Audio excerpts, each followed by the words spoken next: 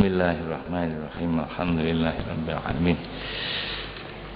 Wassalatu wassalamu ala asyrafil mursalin Sayyidina wa maulana Muhammadin wa ala alihi wa sahbihi ajma'in. Qala Syekhul Musannifu rahimahullahu ta'ala wa ataman naf'a bihi wa bi'ulumihi fid dharain amin. Bismillahirrahmanirrahim.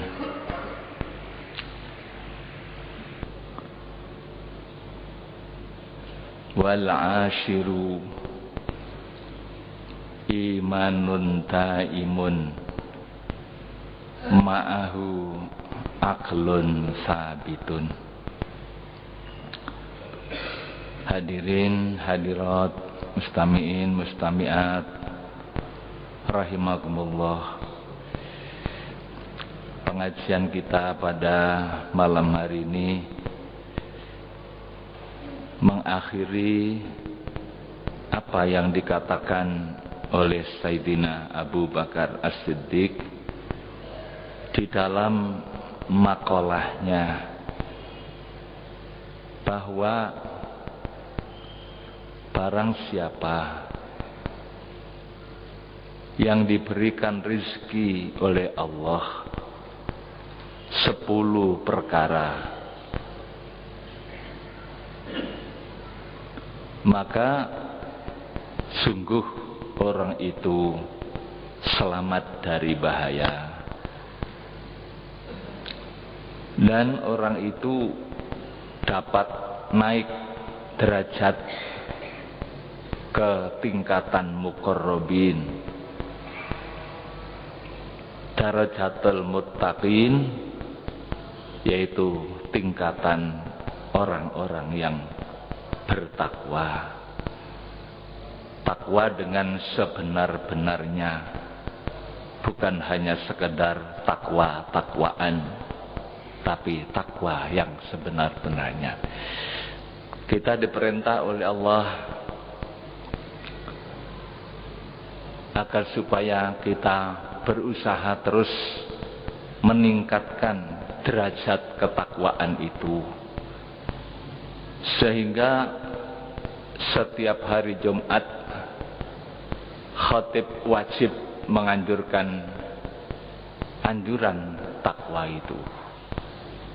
Apabila seorang khatib tidak menganjurkan takwa, maka khutbahnya dinilai tidak sah karena tidak memenuhi salah satu rukun khutbah. Jadi khutbah itu di samping mengucapkan syukur alhamdulillah, kemudian yang kedua adalah membaca selawat kepada Rasulullah. Jadi sesudah alhamdulillah kemudian selawat dan salam kepada Rasulullah. Kemudian yang ketiga adalah anjuran takwa. Ittaqullaha haqqa tuqatih wa la tamutunna illa wa antum muslimun. Kemudian yang keempat, harus membaca salah satu ayat daripada ayat-ayat Al-Quran sebagai penguat daripada apa yang disampaikan di dalam khutbahnya itu, karena semua yang disampaikan itu tidak boleh keluar daripada Al-Quran. Baik pada khutbah yang pertama ataupun juga khutbah yang kedua, ayat itu harus dibaca. Kemudian ditutup, yang kelima, khutbah itu harus ada doa. Doanya menyangkut kepentingan orang mukmin, baik kehidupan dunianya maupun akhiratnya. 5 itulah yang menjadi rukun khutbah yang harus dipenuhi oleh seorang khatib. Kemudian timbul pertanyaan, kenapa kok takwa kepada Allah? Karena takwa ini merupakan pokok pangkal daripada keselamatan dan kebahagiaan umat manusia. Tanpa takwa kepada Allah, mustahil orang itu bisa bahagia, bisa selamat. Kalau mungkin bahagia di dunia, tapi dia akan celaka di akhirat. Itulah sebabnya takwa itu setiap hari Jumat kita dengarkan dari khotib-khotib lewat mimbar-mimbar, ittaqullah, bertakwalah kamu kepada Allah. Merupakan wasiat daripada orang-orang zaman dahulu. Seluruh nabi, rasul itu menyampaikan ittaqullah ini. Nah, kemudian dengan anjuran ini umat Islam diperintahkan untuk meningkatkan takwanya. Jadi berarti takwa itu tingkatan-tingkatan. Ada yang takwanya masih beberapa persen, kemudian ada lagi yang meningkat 5, 6, 7, 10%, ada yang sampai 20, 25 dan selanjutnya. Ya, ada yang sempurna imannya. Itu diharapkan kita itu mencapai derajat muttaqin. Ya ayyuhalladzina amanu taqullah, wahai orang-orang yang beriman, takutlah kamu sekalian kepada Allah haqqa tuqatih, sebenar-benar takwa. Jadi lafadznya begitu dalam Al-Quran, sebenar-benarnya takwa itu bagaimana? Maka oleh para ulama ditafsirkan, dijelaskan sebenar-benar takwa itu bagaimana. Yang pertama, Allah itu selalu ditaati perintahnya, jangan sampai didurhakai. An yuta'a fala yu'sa. Di sini mulai orang itu sampai seberapa jauh taatnya kepada Allah. Seberapa jauh orang itu menjalankan perintah-perintah Allah, seberapa jauh orang itu menjauhi larangan-larangan Allah. Maka orang itu tingkatan-tingkatan gitu. Ya. Semakin banyak taatnya kepada Allah, semakin jauh daripada melanggar larangan Allah. Orang itu semakin tinggi takwanya kepada Allah. Kemudian yang kedua, arti takwa kepada Allah, sebenar-benar takwa itu adalah an yudhkara fala yunsa. Allah itu selalu diingat, jangan dilupakan. Nah, di sini juga begitu, diukur seberapa jauh orang itu ingat kepada Allah. Ya, seberapa jauh orang itu tidak melupakan Allah. Mari kita ukur sendiri-sendiri. Kita tidak perlu mengukur orang lain gitu. Berapa banyak kita berzikir kepada Allah? Berapa banyak kita lupa kepada Allah? Apakah lebih banyak zikirnya, ingatnya kepada Tuhan, ataukah lebih banyak lupanya? Itu aja. Barulah kita barangkali mengukur diri kita masing-masing bahwa kita ini masih jauh, karena kita masih banyak lupanya kepada Allah. Padahal itu perintah Allah dalam Al-Quran. Ya ayyuhalladzina amanu dzkurullaha dzikran katsira. Wahai orang-orang yang beriman, berzikirlah kamu kepada Allah dengan zikir sebanyak-banyaknya. Sebanyak-banyak itu tidak ada ukurannya. Itu. Tidak ada ukurannya. Pokoknya banyak, sebanyak-banyak. Maka semakin banyak, semakin tinggi takwa orang itu kepada Allah. Kemudian yang ketiga, arti takwa kepada Allah, sebenar-benar takwa itu an yushkara fala yukfara. Hendaklah Allah itu disyukuri nikmatnya, jangan diingkari. Nah, ini juga begitu, tingkatan-tingkatan.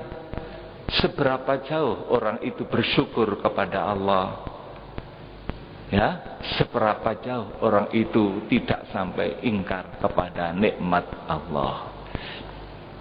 Maka di sini di antara wasiat yang diberikan oleh Sayyidina Abu Bakar As-Siddiq, beliau adalah orang yang paling dekat dengan Rasulullah, orang yang paling dicintai oleh Kanjeng Nabi, orang yang dipilih oleh Rasulullah untuk berangkat bersama hijrah, hanya 2 orang. Beliaulah yang menemani Kanjeng Nabi di Gua Thur ketika bersembunyi dikejar-kejar oleh orang kafir, Sayyidina Abu Bakar As-Siddiq. Beliaulah yang ditunjuk sebagai badal untuk ngimami salat pada saat Kanjeng Nabi gerah, bukan orang lain. Menunjukkan bahwa Sayyidina Abu Bakar itu adalah orang yang paling dekat dengan Rasulullah. Orang yang paling dekat dengan Rasulullah tentunya orang yang paling cinta. Orang yang paling cinta kepada Rasulullah berarti cinta kepada Allah. Itu Sayyidina Abu Bakar. Sampai Kanjeng Nabi mengatakan bahwa andai kata Abu Bakar itu imannya ditimbang, ya, ditimbang dengan imannya orang sak kota Madinah waktu itu, masih kalah berat imannya Sayyidina Abu Bakar. Sampai beliau mendapatkan mendapatkan gelar As-Siddiq, pahlawan kebenaran. Orang-orang lain masih menolak. Kanjeng Nabi cerita baru naik ke langit Isra Mi'raj. Orang lain tidak percaya Kanjeng Nabi itu berangkat dari Masjidil Haram ke Masjidil Aqsa dalam waktu yang sangat singkat, naik ke langit turun lagi ke bumi. Tidak masuk akal. Orang-orang lain menolak, tapi Sayyidina Abu Bakar tidak menolak. Walaupun Kanjeng Nabi itu berangkat pergi lebih jauh dari itu, saya percaya 100%. Itulah sebabnya Sayyidina Abu Bakar mendapatkan gelar, ya, As-Siddiq, pahlawan kebenaran. Para bapak dan ibu, tentunya orang-orang semacam itu apabila menyatakan sesuatu perkara bukan keluar dari hawa nafsu, tapi keluar dari hati yang jernih. Itulah sebabnya oleh para ulama, ya, apa yang disampaikan oleh para sahabat itu disebut hadis, namanya hadis athar. Hadis athar, karena tidak mungkin itu keluar dari petunjuk Rasulullah. Hanya saja mereka kadang-kadang tidak menyampaikan ini adalah dari Rasulullah, ya, tapi pasti itu dari Rasulullah. Tidak mungkin keluar dari apa yang disampaikan oleh Rasulullah. Sayyidina Abu Bakar As-Siddiq menyampaikan ada 10 hal apabila orang itu diberikan rezeki, artinya rezeki batinnya. Rezeki itu kan bukan rezeki lahir, ya, tapi rezeki batin. Itu rezeki yang lebih mahal harganya daripada rezeki lahiriah. Sudah kita pelajari apa yang disampaikan oleh beliau, 10 macam itu, ya, mulai dari kejujuran, sidqun, qanaah, dan sebagainya dan sebagainya. Kemudian di sini yang ke-10 yang akan kita baca pada malam hari ini, wal ashiru imanun daimun. Utawi kang kaping 10 iku imanun daimun, iman kang langgeng. Imannya stabil, tidak goyang. Kadang-kadang orang itu kan imannya tambah, ada kadang-kadang kurang, ya. Iman yazidu wa yanqusu. Kadang-kadang iman itu bertambah, kadang-kadang berkurang. Iman itu sesuai dengan amal orang. Apabila orang itu amal kebaikannya bertambah, imannya tambah. Apabila amalnya itu turun, imannya turun. Yazidu wa yanqus. Itu iman. Ya. Ini enggak, imannya itu terus-menerus meningkat. Sampai ke tingkatan apa yang dinamakan yakin. Ya, yakin.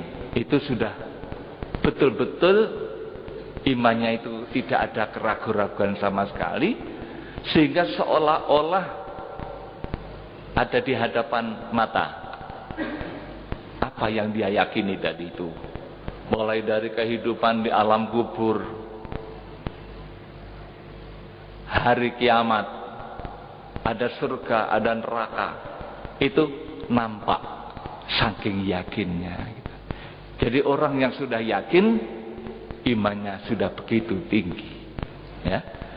Di sini dikatakan oleh beliau, apabila ada orang dikasih iman seperti itu, maka tingkatannya sudah tingkatan muqarrabin, orang-orang yang dekat dengan Allah, ya, darajatul muttaqina haqqan, yaitu orang-orang yang bertakwa sebenar-benar takwa.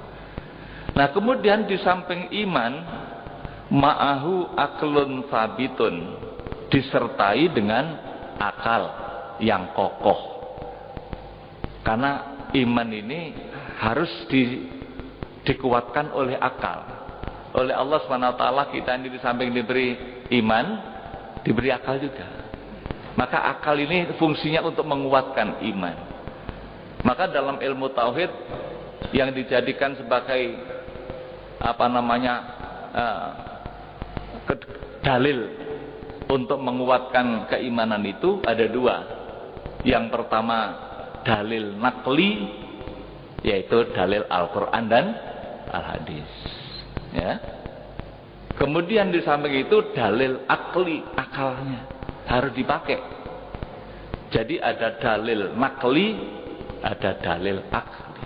Misalnya tentang keesaan Allah, bahwa Allah SWT itu Maha Esa. Dalil naklinya apa? Qul huwallahu ahad. Katakanlah Muhammad bahwa Allah itu Maha Esa. Artinya tunggal, tidak ada duanya. Allahus samad, lam yalid lam yulad lam yakul lahu kufuwan ahad. Itu dalil nakli. Lah kemudian akal kita harus digunakan untuk menguatkan dalil itu. Kalau Tuhan itu tidak Maha Esa, itu tidak masuk akal, gitu. Kalau Tuhan itu sampai 2, Tuhan itu sampai 3, Tuhan itu 4, 5, lebih dari 1, itu tidak masuk akal. Akal kita tidak bisa menerima itu. Sebab begini, kalau Tuhan itu lebih dari 1, katakanlah Tuhan itu 2, sama-sama Maha Kuasa, hancur alam ini. Kenapa? Masing-masing punya kebijakan. Kata Tuhan yang satu, saya ingin menciptakan langit. Kata yang satu, tidak, saya ingin menciptakan yang lain.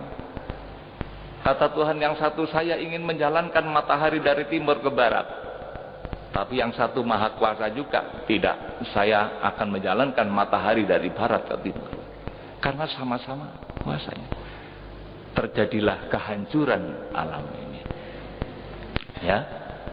Nah, kenyataan yang dapat kita lihat, alam ini berjalan dengan baik, dengan tertib, dengan rapi. Matahari itu tidak pernah absen.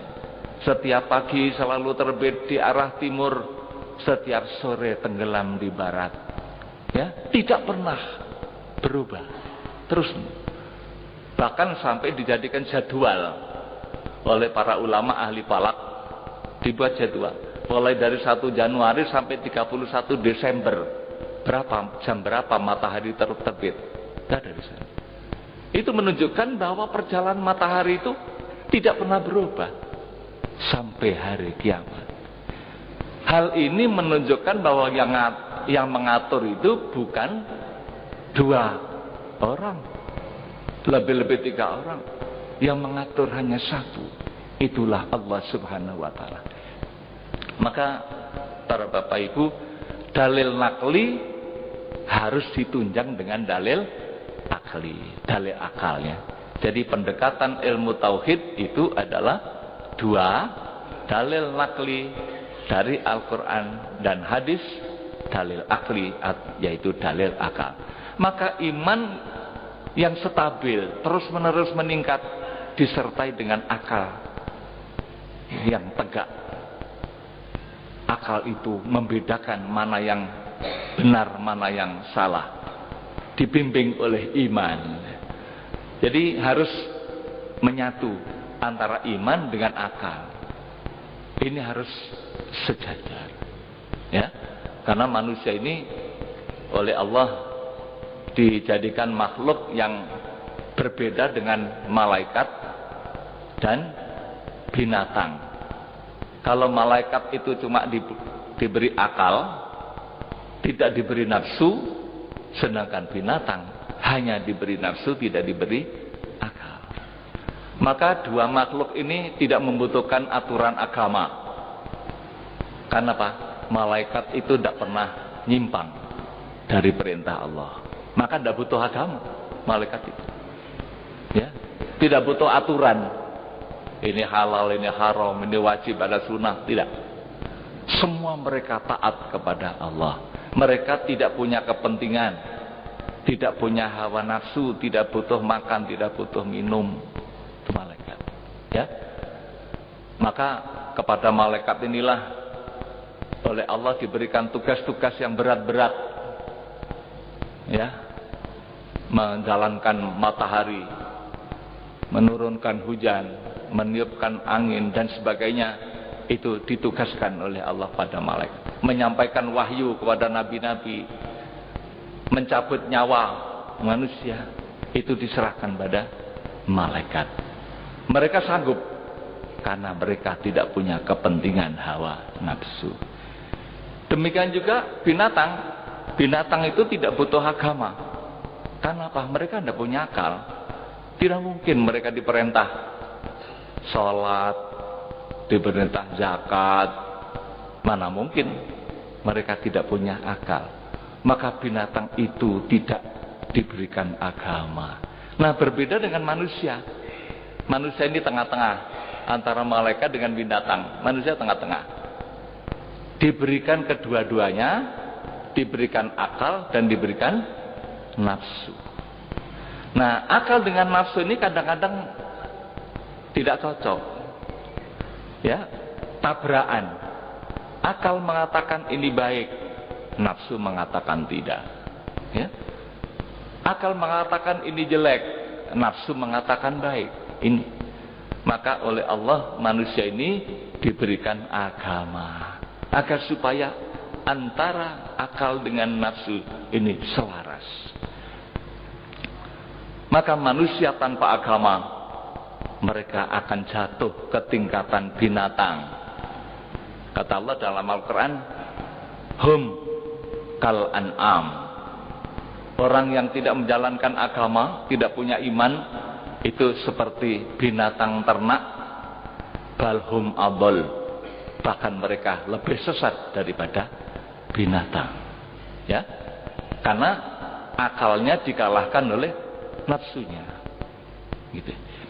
Maka para bapak dan ibu hadirin wal hadirat, manusia yang menjalankan agama dengan baik, dengan sungguh-sungguh, takwanya meningkat, maka ya sejajar dengan malaikat, jadi naik.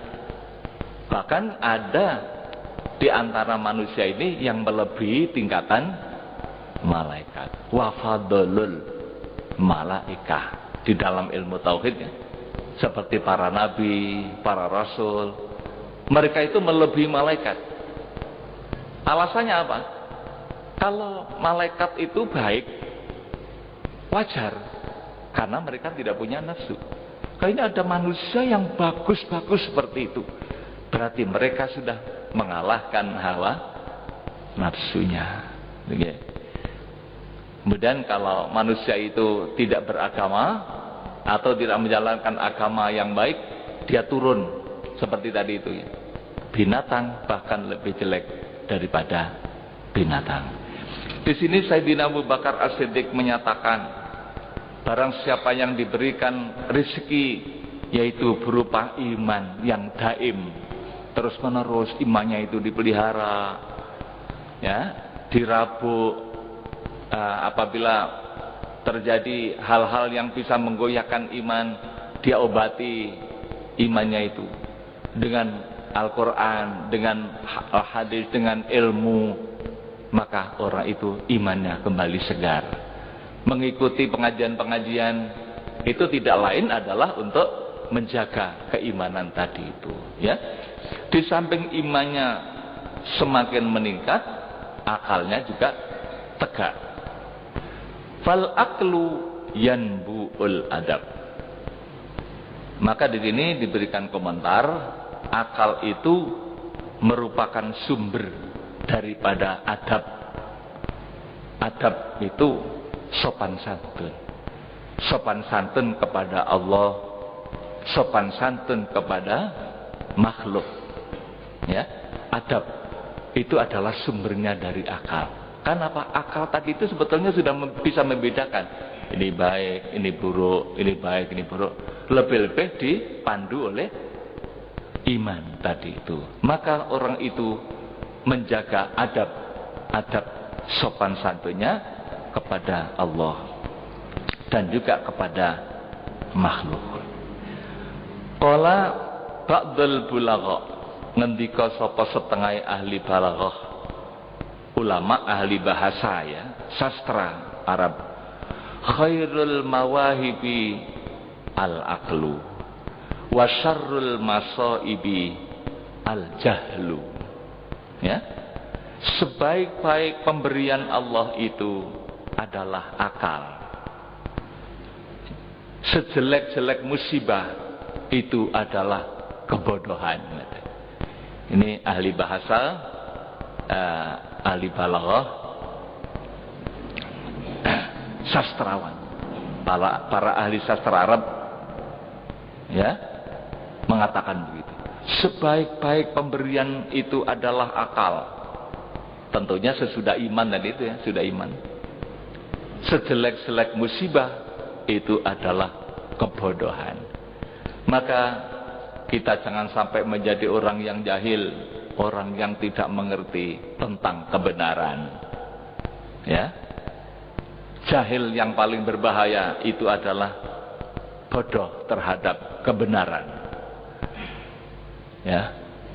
Pada zaman sebelum Rasulullah lahir, sebelum beliau diangkat menjadi nabi, menjadi rasul, pada zaman itu dinamakan zaman jahiliyah, zaman kebodohan. Apakah yang dimaksudkan dengan zaman kebodohan itu? Waktu itu orang bodoh semua, bahlul, tidak bisa berpikir. Bukan itu. Yang dimaksudkan dengan kebodohan ini adalah kebodohan terhadap kebenaran. Ya? Sehingga mereka tidak tahu yang benar. Siapa sebenarnya Tuhan yang wajib disembah itu? Mereka sedang tahu. Sehingga mereka menyembah batu-batu, menyembah patung-patung. Itu kan berarti akalnya mati, akalnya bodoh. Wong patung kan disembah. Wong patung itu kan dia buat sendiri. Ya, batu kemudian dibentuk menjadi seperti makhluk hidup, seperti manusia begitu, disembah. Ini kan kebodohan. Jadi akalnya waktu itu tidak berpikir tentang kebenaran. Ya, kok menyembah batu? Yang mana batu itu buatannya sendiri. Berarti dia menyembah buatannya. Kan mestinya menurut akal itu kan dia lebih mulia daripada batu yang disembah itu. Kok menyembah batu? Itulah sebabnya manusia pada zaman itu disebut zaman kebodohan. Maka oleh Allah SWT Kanjeng Nabi diperintah menjadi nabi untuk mengeluarkan manusia daripada kebodohan tadi itu, daripada kegelapan kepada terang benderang, yaitu kebenaran Islam. Gitu. Jadi di sini sebaik-baik pemberian Allah itu adalah akal. Sejelek-jelek musibah itu adalah kebodohan. Orang yang bodoh terhadap kebenaran, dia akan masuk neraka sebab bodohnya. Ya, jadi sebab bodohnya orang itu akan masuk neraka. Para bapak, ibu dan mustamiin mustamiat rahimakumullah. Maka dengan mengkaji firman-firman Allah dalam Al-Quran, iman kita semakin bertambah, akal kita semakin cerdas. Wa qala lan ngendika sapa ba'dul atibba, setengah ahli adab, ahli bahasa, pujangga ya. Sebagian pujangga mengatakan, sadiqu kulli imri'in akluhu wa aduwuhu jahluhu. Teman yang paling baik bagi seseorang itu adalah akalnya. Jadi akalnya, teman yang paling baik adalah akalnya, sedangkan musuhnya itu adalah kebodohan. Maka di dalam pendidikan Islam, Kanjeng Nabi memberikan tuntunan anak kita itu harus dididik kecerdasan. Setelah diberi nama, setiap anak yang lahir itu kan Kanjeng Nabi memerintahkan supaya diberi nama yang baik ya. An yusina ismahu, anak itu diberi nama yang baik. Wa adabahu, yang kedua adab tata krama. Jadi kita ini kalau punya anak supaya diberi nama yang baik dan diajar tentang tata krama. Bagaimana unggah-ungguhnya terhadap orang tua, ya, sopan santunnya terhadap orang lain, itu harus dididik mulai kecil. Kemudian yang ketiga, wa an yu'allimahu alkitabata, supaya diajar anak itu tentang baca tulis. Baca tulis ini untuk apa? Untuk melatih kecerdasan. Ya, anak itu tidak cukup hanya diwurui baik, tapi akalnya bodoh. Oleh Kanjeng Nabi diperintahkan kita mendidik anak itu supaya membaca dan menulis. Ya, an yu'allimahu alkitabah. Kemudian berikutnya adalah warrimayah, diajar memanah. Wasibahah, berenang. Ada yang mengartikan bahwa anak itu harus diajar keterampilan.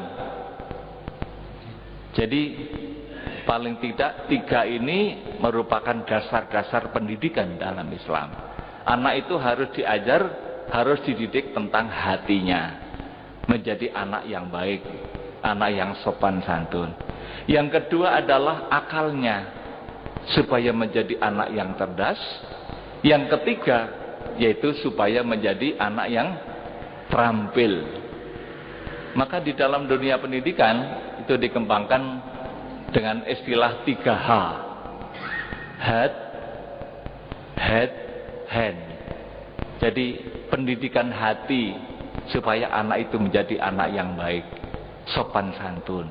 Hatinya, ya, anak yang punya sopan santun. Kemudian yang kedua adalah head, kecerdasan, akalnya. Kemudian yang ketiga hand, tangan, supaya anak itu terampil bekerja. Sebab apabila kurang salah satunya, anak itu tidak akan bahagia. Misalnya anak itu sudah bagus sekali akhlaknya, ya tak? Cerdas, tapi tidak terampil, dia tidak bisa kerja. Masa ingatasi nyapu ae gak iso. Ya? Masa ingatasi ngatur-ngatur rumah tangga tidak bisa. Maka orang tua yang pintar itu anaknya dididik keterampilan. Kalau anak wanita disuruh masak, disuruh melipat pakaian, membersihkan kamar dan sebagainya itu. Kalau anak laki-laki, ya, disuruh membetulkan bagian-bagian rumah yang bocor, mungkin anak ini membantu ayahnya. Itu dididik terampil. Ya. Kemudian ada lagi anak yang sopan, bagus akhlaknya, juga terampil, tapi tidak cerdas. Itu juga tidak bahagia. Itu kurang bahagia. Jadi tidak boleh salah satu ini dikurangi. Oleh Kanjeng Nabi sudah diberikan dasar kewajiban orang tua terhadap anak itu adalah memberi nama yang baik, mendidik sopan santunnya, mendidik kecerdasannya, dan mendidik keterampilannya. Ya, maka di sini dikatakan bahwa ya, sebaik-baik teman seseorang itu adalah akalnya. akal yang cerdas akan memberikan keuntungan orang itu. Kemudian kebodohan merupakan ancaman bagi orang itu, terutama adalah bodoh terhadap kebenaran. Wa qad ja'alallahu al-aqla, lan teman-teman Gusti Allah wis ndadekno akal aslan, merupakan pokok lidini maring agama, wa imadan ya lan dadi saka lahu kadwedin. Jadi untuk menguatkan agama ini adalah akal. Di dalam kitab Durratun Nasihin itu diriwayatkan bahwa antara akal dengan nafsu ya. Ketika Allah menciptakan akal, kemudian akal itu dipanggil oleh Allah, ya aklu, wahai akal, labaik. Ya, dalam Gusti, ya, akal itu pinter. Dipanggil ya oleh Allah, menghadap, dan dia menjawab, labaik ya Allah, ya Rabb. Man ana wa man anta. Wahai akal, siapakah aku dan siapa kamu? Kemudian akal menjawab, anta rabbi wa ana abduka. Engkau adalah Tuhanku, aku adalah hambamu. Akal pinter ya. Engkau adalah Tuhanku, aku adalah hambamu. Kemudian oleh Allah, akal dengan kepandaiannya itu didudukkan sebagai makhluk Allah yang mulia, dimuliakan oleh akal. Kemudian Allah menciptakan lagi apa yang dinamakan nafsu. Setelah selesai nafsu itu diciptakan oleh Allah, nafsu ditanya, ya nafsu, ya, dipanggil itu dia tidak mau menghadap. Itu nafsu, tidak mau menghadap, diam aja. Dipanggil lagi, ya nafsu. Setelah 3 kali dia baru menjawab. Ya, ditanya, hai nafsu, siapa aku dan siapa kamu? Ya, kemudian jawabnya apa? Ana, ya, anta wa ana. Engkau adalah engkau, aku adalah aku. Itu jawabnya nafsu. Maka dengan kebodohannya ini oleh Allah, nafsu itu disiksa, ya, disiksa, dibakar sampai 100 tahun. Begitu ceritanya kalau tidak salah ya. Dibakar sampai 100 tahun.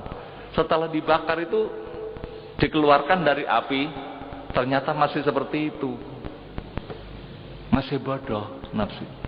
Kemudian oleh Allah, nafsu ini dihukum, dimasukkan ke dalam lautan, namanya lautan lapar. Dimasukkan ke dalam lautan lapar. Lapar, setelah lapar, barulah nafsu itu dipanggil, dia menghadap pada Allah dan mengakui kebesaran Allah. Itulah sebabnya manusia diperintahkan supaya berpuasa untuk menundukkan nafsu. Dengan lapar, nafsu itu akan menjadi tunduk.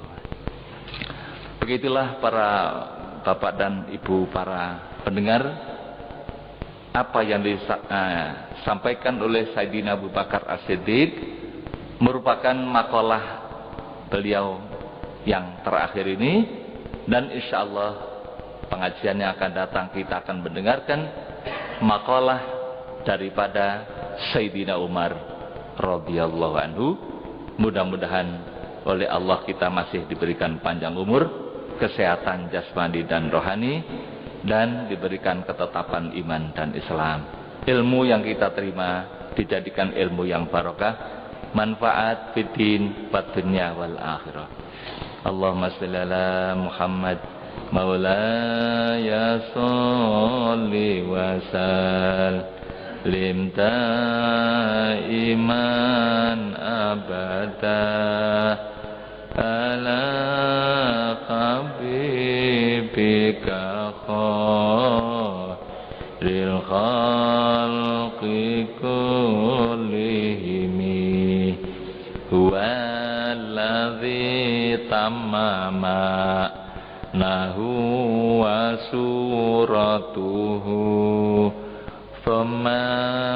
Famastafahu khabi Bandari nasami Maula ya salli wa sallim daiman